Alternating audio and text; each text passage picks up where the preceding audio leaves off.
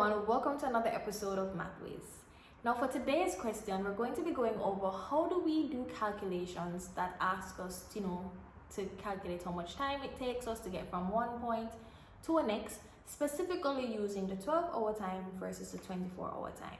Now it doesn't matter, you'll get the same answer for whichever, but some persons do have a preference. So I'll do one working out using the 12-hour time and another one using the 24-hour time, better yet known as the army time. Now, before I get into it, I'm going to ask you to stop, like the video, and be sure to subscribe.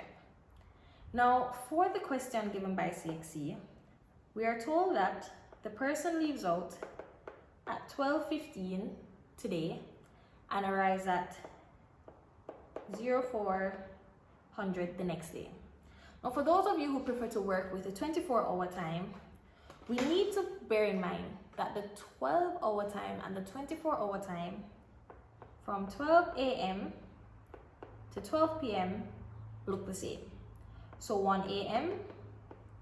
is like that, 4 a.m., 11 a.m., and anywhere between, as I said, the 12 a.m. and 12 p.m., the times generally look the same. The issue comes on after 12 p.m. So if we were supposed to look at 1 p.m. in army time, it would be for 1 p.m. 1300. However, in the 12-hour, it still looks as 1 p.m. because as the name 12 hours suggests, we're only using numbers between 1 and 12. For the 24-hour time, we're using numbers between 1 and 24. So whenever you're given the army time, if you want to calculate it or you want to go back into 12-hour time, you simply need to take whatever the army time that is given and subtract 12 from it. That is for any time that is beyond 12 p.m. So let's start off with that. We're given 22:15. Now we need to figure out, okay, what does that look like in the 12-hour time? So we're going to subtract 12. Remember, this is for hours and this column is for minutes. So we're left with 15 minutes, and then the 12 taken from the 22 hours leaves 10. So we are at 10:15 p.m. And since we started off with 22, we know that that is in the p.m. region, so it would actually be 10:15 p.m. and not a.m. Okay, so now that we've figured out what time of day we are at right now, which is 10:15 p.m., before we get into saying, okay, how many time has passed for the next day, let us figure out how long will it take us to get from 10:15 p.m. to midnight, which is the end of today. Well, it's going to take us another 45 minutes to get to 11 p.m.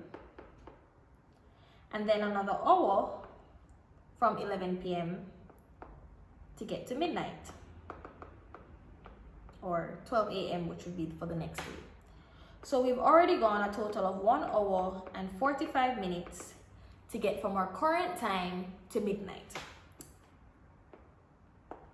So we have 1 hour and 45 minutes. We're now into the next day, and they've told us that 4 hours have passed. So that would leave us with an additional 4 hours. So adding everything together, we have 5 hours and 45 minutes. Now this is all good and well, however, CXC comes with a little tricks. So the answer is given in hours, meaning there are no minutes. So for the 45 minutes, we need to represent that as a fraction of an hour. And to do that, we simply say 45 divided by 60, since it's 60 minutes makes an hour. And then of course we want to simplify since we're still not seeing our answer in the multiple choice. So 15 into 45 will go 3 times, and 15 into 60 will go 4 times.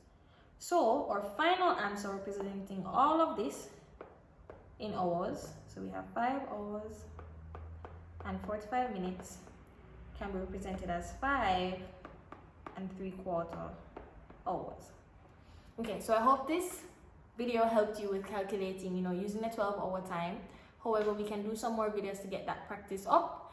If you're not compatible with the 12-hour time and you prefer to use or stick with the 24-hour time, simply watch the video to come after this. And until then, remember to like that video before you close it off, subscribe, share, and tell a friend.